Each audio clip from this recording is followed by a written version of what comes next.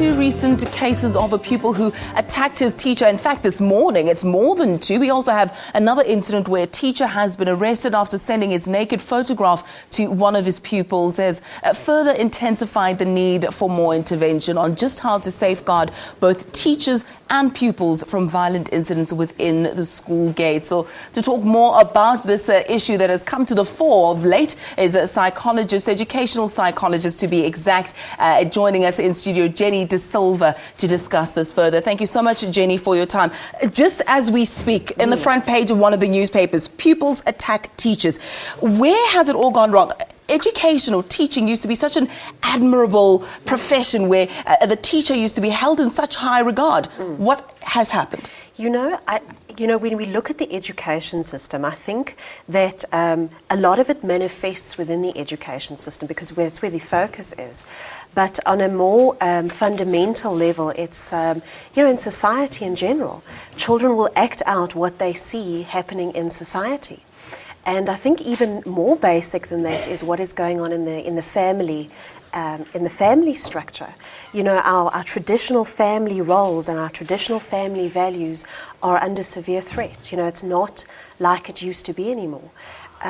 Parents need to teach it. Well, it's at home that parents would teach the children what is moral, what are the core values, what is ethical, and that isn't being modeled anymore. So it's a sign of the times, Jenny. When we talk about learners or students attacking teachers, many people, while holding this discussion, will say things started to fall apart when we got rid of corporal punishment. Children have too much or too many rights now that they don't respect teachers anymore. Do you think corporal punishment or the lack thereof plays a role in this? Well, you know, when we were talking about corporal punishment, there we were already modelling that violence is an acceptable way to deal with issues. It's become an accepted thing. You know, if there's something goes wrong, we use violence. So I don't think the corporal punishment per se. I think it's more about teachers aren't respected anymore, and they don't act in a way that deserves respect. And it's again that when those fundamental values are falling through the cracks there again. The other side of the coin sees the teachers themselves being the perpetrators of that violence that you talk about. We had an incident of a teacher being racist, calling black children baboons. We have this recent one now of a teacher sending explicit messages and pictures of himself. How do such educators fall through the cracks and end up in our system? Do you think the screening process is stringent enough, if I can say that? Well, there is no screening process. I mean, and people that are in the, but then also to say that, we can't tarnish all teachers with the same brush, by also saying that, a lot of our teachers, there's a low morale in the schools, and we're seeing that more and more, where teachers don't get the support they need. Children know very much about their rights and what they're entitled to, but they don't realise that with those rights come responsibilities.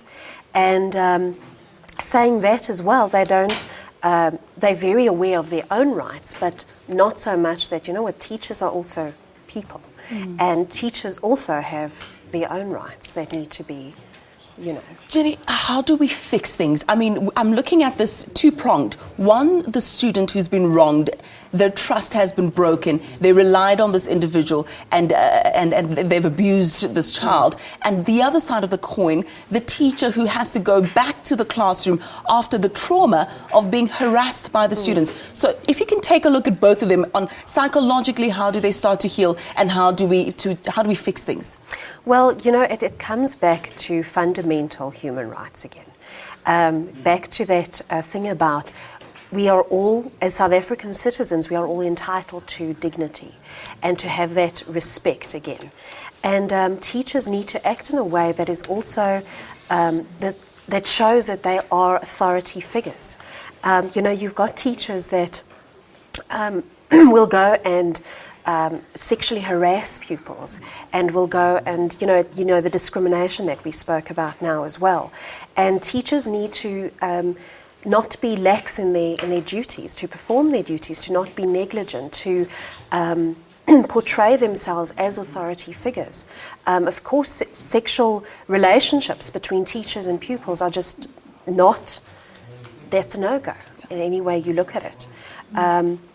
And then, of course, the teachers, there needs to be a bit more support for these type of teachers. I know overseas there are programs where the teachers can actually, even though they haven't done something, but they can undergo certain programs of remediation, where we just don't have the facilities for that. What kind of intervention would you advise a school dealing with abuse, either on behalf of the teacher or the pupil? What kind of intervention should be in place? What would you advise them to do? Well, for the child, we've got to realise that when a child is violated by an authority figure, be it a teacher, be it a parent, anybody that is an authority over them, we severely traumatise that child. That fundamental right of being trusted and that trust relationship is completely broken.